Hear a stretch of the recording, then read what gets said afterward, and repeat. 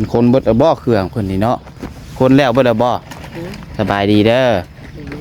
โดยเลยเสร็จยังบริคนเครื่องไปเบิดแล้วซ้ำเนาะได้ดำมือได้มั่งเลยบอกสิมั่งซอยเรื่องมั่งนี่มั่งซอยได้มั่งถนัดแม่เรื่องมั่งนี่ถนัดอยู่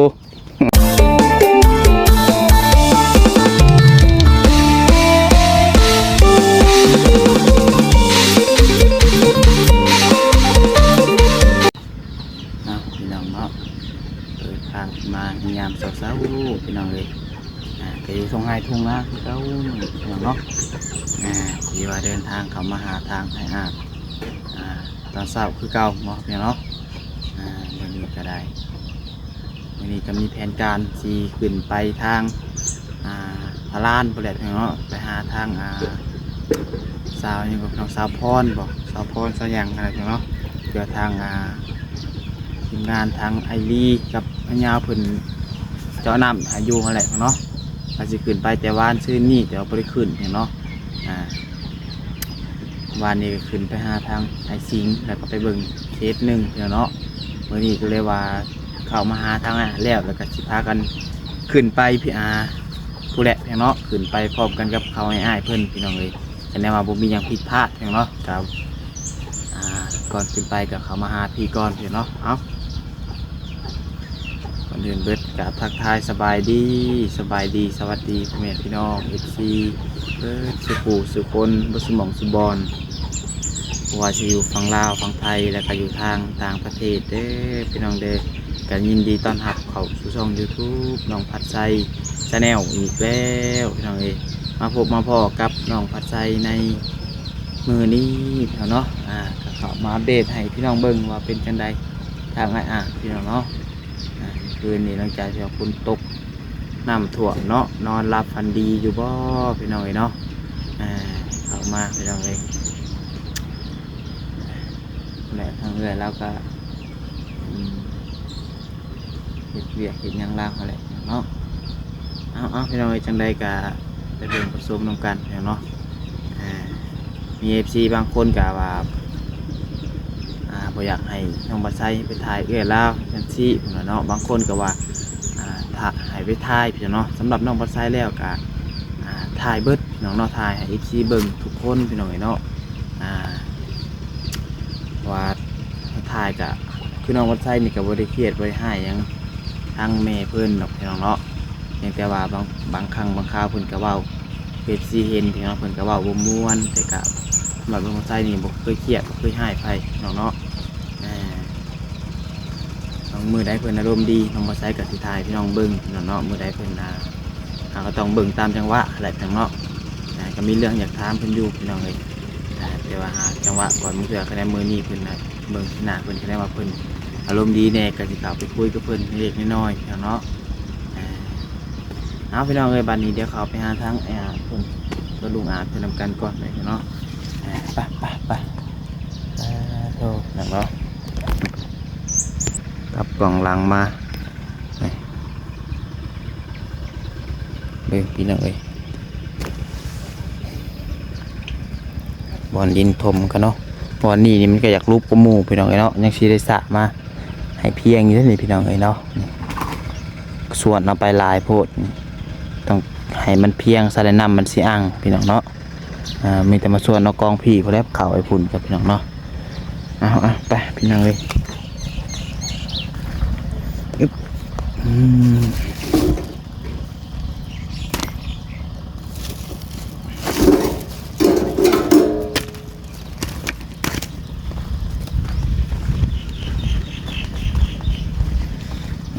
นำให้นี่อ่างเลยพี่น้องเนาะ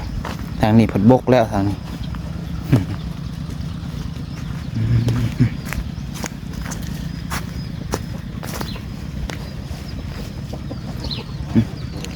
เพิ่นก็เริ่มไทยให้หุดให้หุดนาแล้วเนาะ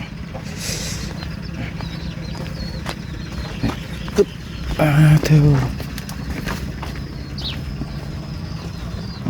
ลุงอาจนั่งเตียงโอ้ยนักเจ็บมือ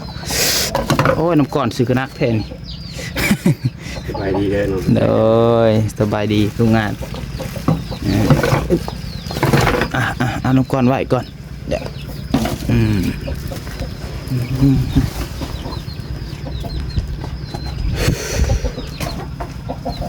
เดี๋ยวเนาะเตียงเพิ่นกะมาขึ้นนอนเนาะเพื่อนตัวนี้เป็นอะไร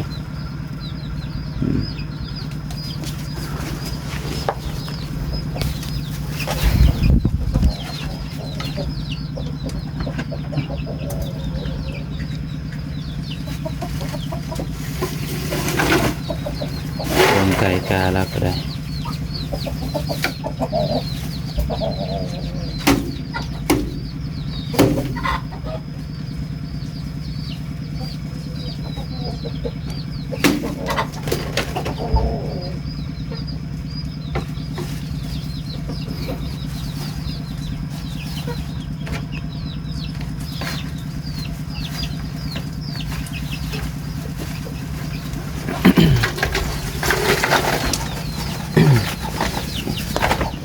ไอ้โธ่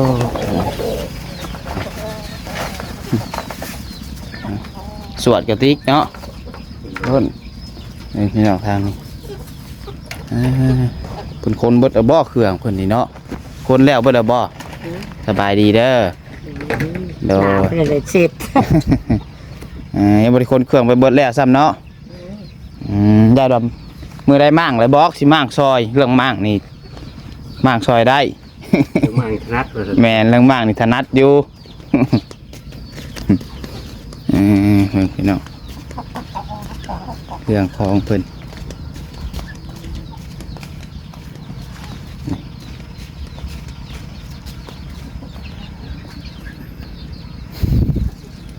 ยังหลายอย่างอยู่เนาะบริคนไปนี่เป็นพวกหมูแห้งแต่กระโปะก็ยังบริคนไปพี่น้องเอ้ยสาดเสือพี่ช่างบนนอนแล้วเนาะ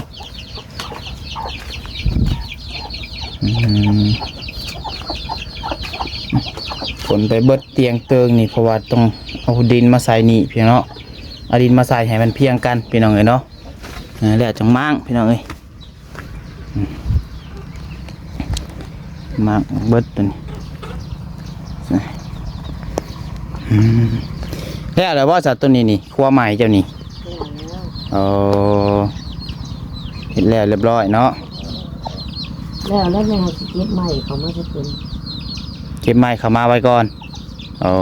เก็บใหม่เป็นสังกะสีเขามาจะเป็นไม้อยู่ไหหน้าพุ่นเนาะ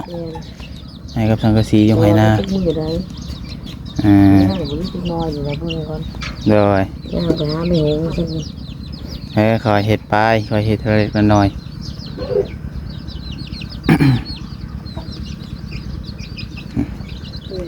นั่งก็บ่ได้เล่นมันมีย่างหาไม่งงก็ชัดเลยโดย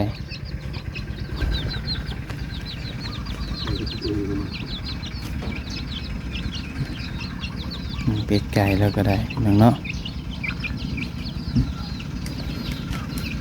ดินนี่เป็นยังไงต้องได้สะลงกองนี่เนาะเจ้าว่าเบิดกองผมไปยักเผื่อเห็นเพียงสะลงเลยส่วนเอาแต่ซองกองนั่นไปใส่พี่น้องเอ้ย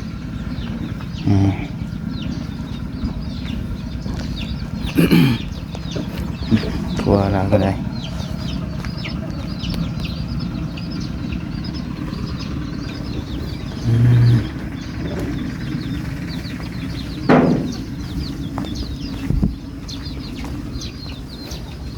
ปกติเป็นน้ำแข็งก็ได้บ่ใช่เด้อฮะปกติเป็นน้ำแข็งก่อนโดย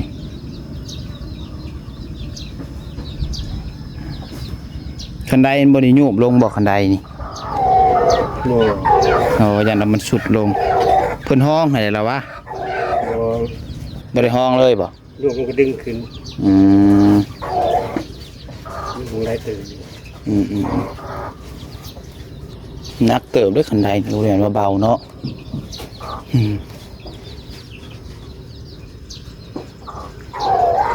เงินซานเป็นอยู่ที่นอนโดยว่าเป็นยังฮ้อนซื้อมาให้ทุกมืออยู่ตัวนี้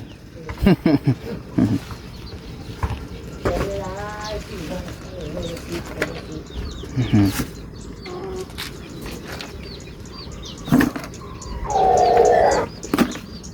้มบ่ลุงอาจกุ้มเบดมืออยู่บ่ กุ้มอยู่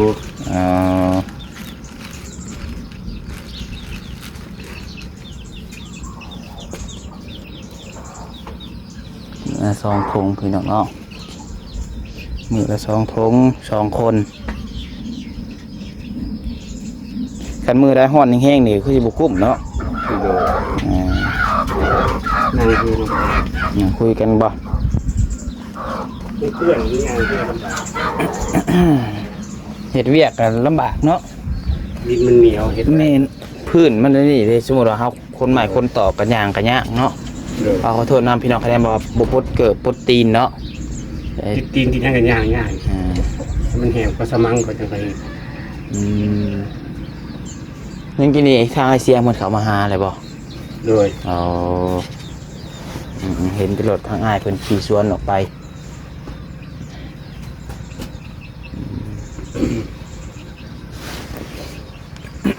ลูกกระทายกินข้าวแล้วบ่ ยังทันได้กิน ก็ตื่นบ่ แม่นตื่นแต่โดนแล้วแต่ว่ายังบ่ได้ออกแต่เฮือน ออกมาเตรียมเครื่องแล้วสิพุ่นแหละมื้อนี้สิขึ้นไปทางอันพาราน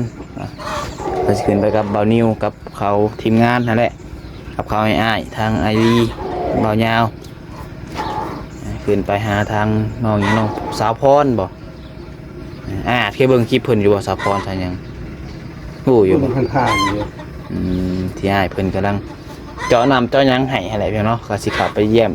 เพิ่นไปเยี่ยมเบิ่งเพิ่นมื้อนี้พี่น้องเนาะสัมชาถาทางไอเตียงเพิ่นมาจังไอเตียงก็จะรักสิมามื้อใดพี่น้องเนาะ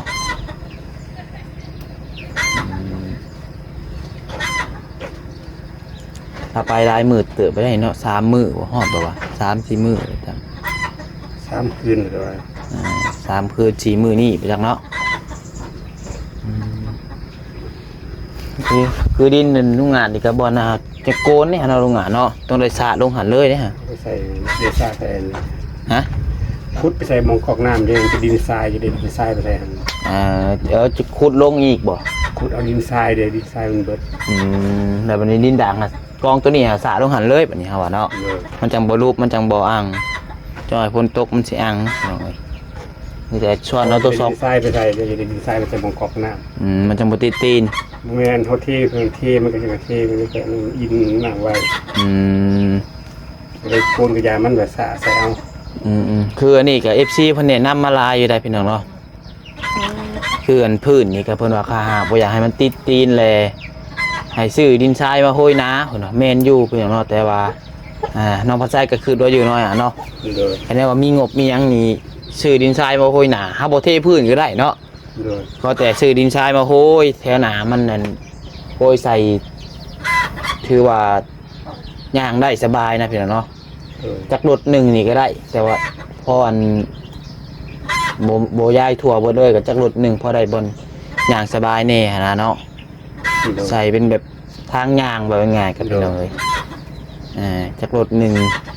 โอ้รถหนึ่งกับแพงเติบได้ทรายนี่ก็เนาะ8-9 แสนผู้บ่6 เม็ดก้อนนี่ก็คันบ่คันสิบ่กลัวทางภาษาเคยซื้อสิอันแต่กี้ฮะ8 แสน 9 แสนนี่แหละพี่น้องรถ1 เม็ด6 เม็ดก้อนนะแต่เดี๋ยวนี้นี่จะคิดเท่าไรแล้วคะแนนว่าโหยเบิดนี่จะคิดจักรถเนาะ2-3ผู้ประยักกันสิพอโหยแบบบางๆไปอย่างนั้นเนาะ ขอคิดไปว่าคันรถธรรมดารถธรรมนี่ รถซ้ำรถอันนี้แหละ 4รถ บ่รถซ้ำมันรถผลแก่ดินแดงใหม่เฮานี่ ป นะ ระมาณ4รถ ประมาณ4รถเพราะว่าทางหน้าประมาณ2ติ เลย ทางหลังอีกเนาะให้ละ2เนาะ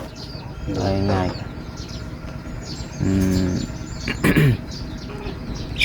นี่เว้าว่าให้มัน พื้นชื่อเนาะ แม่นคันได้ว่า สู้กันซื้อ โดยมันก็ใครกลัวได้เพียงเนาะคะแนนเฮามีงบเทพืชเบิดนี่โหแห่งคักแล้วเนาะ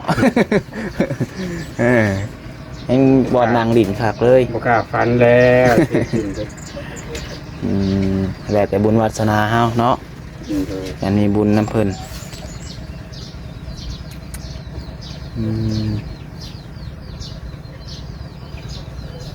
จะได้สกินแล้วบ่เขาฮะ กินแล้ว ได้ยังกินข้าวเช้า ได้คนกระทู ปนปลาทูอ๋อซื้อเอาบ่ เลยเพิ่นซื้อมาแต่เมื่อวานนี้ อืม ปิ้งไว้แล้วก็ปนมื้อเช้านี้ โอ้เนื้อเตียงก็หาแนวมาห้องขึ้นแล้วเนาะมันลุบลงติ ลดลงดินมันหยุบ อ๋อ น้ำมันเข้า หยุบลงเลยเนาะยังบ่แหนนยังบ่ยัง นอนคักบ่เมื่อคืนนี่คน ขาดอยู่ หลับสนิทเลยติอืมนี่แหละเป็นเลยคอยเห็ดไปเจอเด็กตัวอย่างมันก็หักแล้วเองมันทุกอย่างต้องใช้เวลาเนาะ โดย บ่มีหยังแล้วง่ายๆได้ง่ายๆพี่น้อง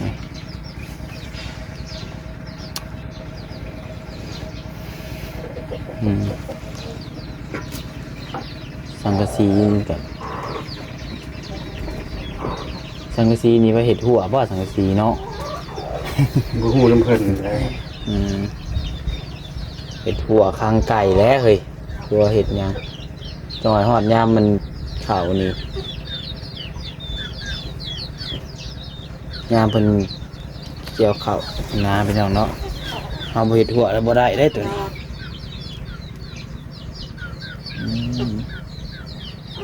ไก่นี่หอดบ่หา60ผู้ บ่ฮอดดอกไก่น้อยหลายไก่ใหญ่บ่หลาย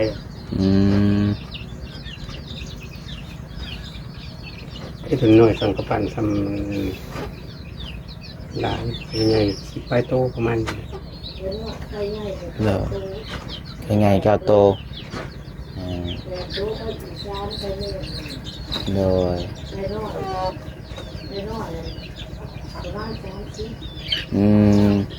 ประมาณรวมๆเบิดประมาณ40เนาะ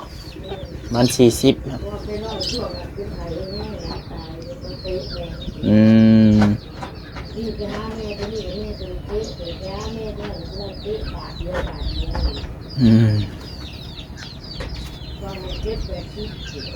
โอ้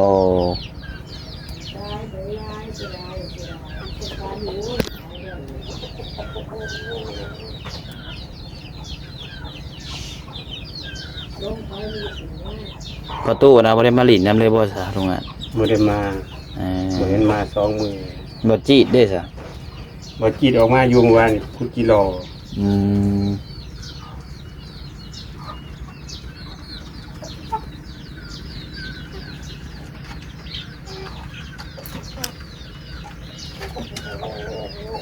สาวอันนี้ก็ FC ว่าแ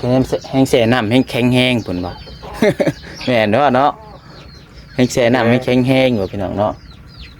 เราบ่ใส่บ่ค่อยฮู้ดอกเรื่องนี้เพิ่นว่าเพิ่นเม้นมาว่าสาวนี่บ่ต้องเป็นห่วงหรอกนะแห้งแช่น้ำแห้งแข็งแห้งพุ่นว่า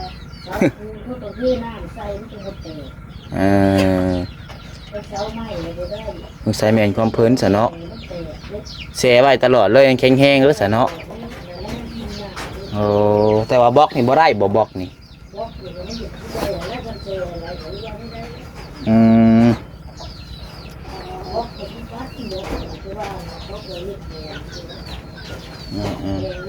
เอามาใช้ย่านไปว่ามันนั่นเพื่อหาเสื้อเห็ดเทือนตั้งเฮือนนะเนาะย่านว่ามันแช่น้ำลายเลยย่านมันพอยมันแตกหน้าไปหน่อยแค่นั้นว่ามันแข็งแห้งก็แห้งดีแล้วจังปลาไว้หันเลยพอง่ายเลยแช่น้ำไว้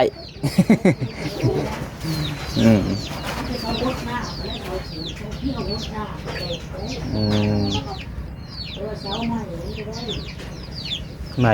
แช่น้ำลายมาได้เนาะมัน ดอกมัน แมนดอกมันนั่นตากแดดลายก็ไม่ได้อีกคนมันก็เริ่มท้ายหุดให้หุดห้าเลยเนาะ โดย ฝนตกบัดนี้นี่ตกอีกเทื่อหน้านี่จะวัดอันหวานกงหวานก้าแล้วบัดนี้เนาะ คุณว่านได้บ่ไทยตะกร้าเลย ไทยตะก้าแล้วบ่อ๋อบางคนก็เริ่มหวานบางคนก็ยังบ่หวานเนาะบางคนก็ถาพ่นหนาเพื่อได้บางคนเนี่ยว่าก็แล้วแต่เพิ่นเนาะ คิดหน้าซุมื้อมันบ่ยากแต่เก่าดอกคันว่าไทยหุดก็3 มื้อสมัยที่ไทยเป็นเดือน สมัยเอาควายไทยจริง โดย ๆไทยมื้อละ3-4 ให้อันนี้ไทยมื้อเดียวเกือบแล้ว เนาะสมมติว่านาน100ให้200นี่มื้อละ3-40ก็ได้ รถไทยเด้เนาะเพราะแต่คนนี่สิสู่บ่ถามเท่านั้น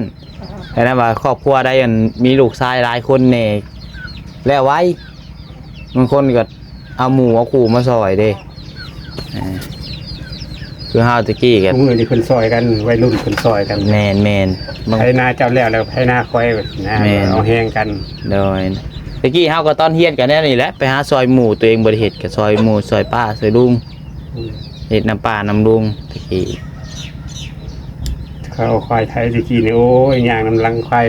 ดานแหลมมันน่าเหลื่อมแมง9 โมง 10 โมงก็ยังบ่ได้ขึ้นจากไทย เพื่อสิได้ให้หนึ่งติ เพื่อสิได้ให้1เพื่อสิได้หอบ1ว่าไงสิถ้าเพื่อสิได้หอบ1บ่ได้ธรรมดา20เส้นเนาะหมักศพไทยก็ได้ เธอควายเมื่อยแล้วก็แล้วเนาะมันก็เมื่อยอยู่บ่ควาย มันก็เมื่อยแล้วเนาะมันฮอดแล้วมันก็ปวดปากแตกออก ม ดูควายแล้วก็เศร้า ลุงอาจก็เคยบ่ท่านบ่ช่วง เอ้ย เอ่อเคยอย่างจับไทยอันน้ำควายโอ้ตั้งเดี๋ยวนี้หาเบิ่งยากได้แบบนั้นเนาะเดี๋ยวนี้ มันบ่มีเลยแหละบ่ มีอยู่มี ยังมี มีก็ อยู่อะ แม่นมีแต่ว่ามันหาเบิ่งยากมีก็แบบเขตนอกพุ่นมีก็ได้มันกินหยังอ่ะนะเว้ยข้าวบ่มีอย่าเขียนห้องเพิ่นเห็นอยู่ดอกในโทรศัพท์มาเพิ่นถ่ายไว้ตะกี้อยู่ เลย พอได้เบิ่งอยู่ดอกอะนะ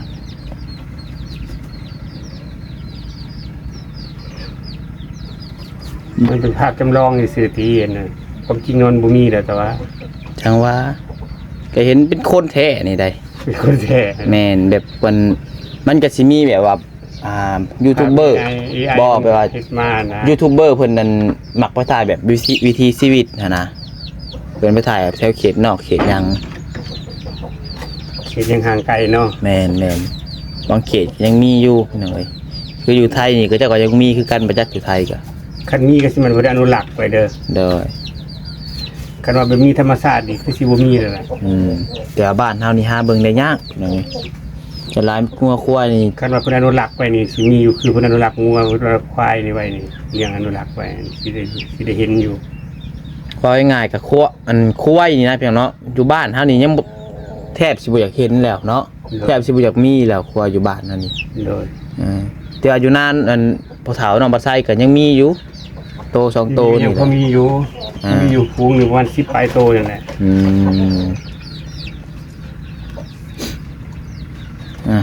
นั่น งั เนาะ วยังหลายอยู่งัว แม่นงัวนี่ยังหาเบิ่งได้สบาย ควายยังหายากไงแด้ควาย มันจะเกิดจากอย่างไรเนาะแล้วก็แพงน้ำควาย คันเพิ่นบ่อนุรักษ์ไว้เรียรอ โดย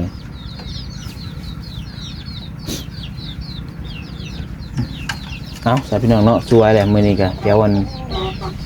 กลับก่อนวันนี้เดี๋ยวไปถ่าทางอ้ายๆเพิ่นก่อนจังหน่อยเพิ่นไปปะสิบ่ฮู้ทางเดี๋ยวคันมาไว้มื้อแรงสิเข้ามาลีดน้ำใหม่เด้อลุงอาเด้อ โดย โดยเดินทางก่อนบัดนี้พี่น้องเอ้ย หมู่เข้าใจเด้อที่แวะเวียนมาเยี่ยมมายามเด้ โด อย ที่ซื้อน้ำแข็งมาให้ก็ขอให้เย็นคือน้ำแข็ง โดย แบ่งๆก็ได้อยู่เย็นเป็นสุข ใจเย็นบ่ อยู่เย็นเป็นสุข โอ้ โดย โดยจักก็คือการเจ้าก็สู้ๆคอยเฮ็ดไปเนาะถ่ายเตียงมากผู้แหละทางนี้พี่น้องเนาะเกาะเกยยังนี่ก็พี่น้องเอ้ยถ้าฟังเบิ่งว่าทางง่ายเพิ่นสิวางแผนแนวใดพี่น้องเนาะเอาโอเคสรุปงานกลับก่อนบัดนี้สบายดีเด้อโดยไปพี่น้องเนาะโอ้ยสวยเด้นี่พี่น้องเอ้ยเดี๋ยวออกไปหาเตรียมนั่นนี่อีกพี่น้องเนาะ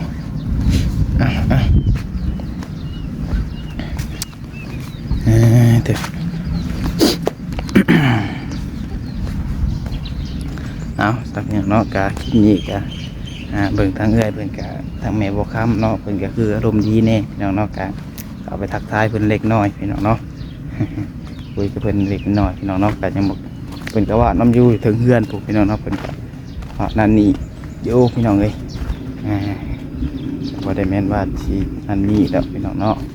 โอเคพี่น้องเอ้ยสำหรับคลิปนี้เขามาเยี่ยมยามทางไอ้อาจเพิ่นพี่น้องอัปเดตให้พี่น้องเบิ่งเนาะ ก็ถ้าหากว่าผิดพลาดประการใดก็ต้องขอโทษขออภัยนะไม่ลายพี่น้องขอบคุณ FC ทุกคนที่เข้ามาชมอยู่น้องบัดใจจนจนจบเด้อฝากไว้พี่น้องเป็นกำลังใจกดไลค์กดแชร์แน่พี่น้องเนาะเดี๋ยวไปเจอกันอีกเทื่อนึงพี่น้องเนาะครับผมมีหยังผิดพลาดครับผมทางเฮือนสาวพรบอกพี่น้องฝากพี่น้องติดตามเบิ่งไปนำกันพี่น้องเอ้ยโดยขอบคุณ FC ทุกคนที่เข้ามาชมในไลน์คอยทุกคนอยู่ดีมีแห้งอยู่เย็นเป็นสุขกายสบายใจร่ำรวยเบิดสุขสุขคนเด้อหักแพงคือเก่าแม่พี่น้อง FC เนาะ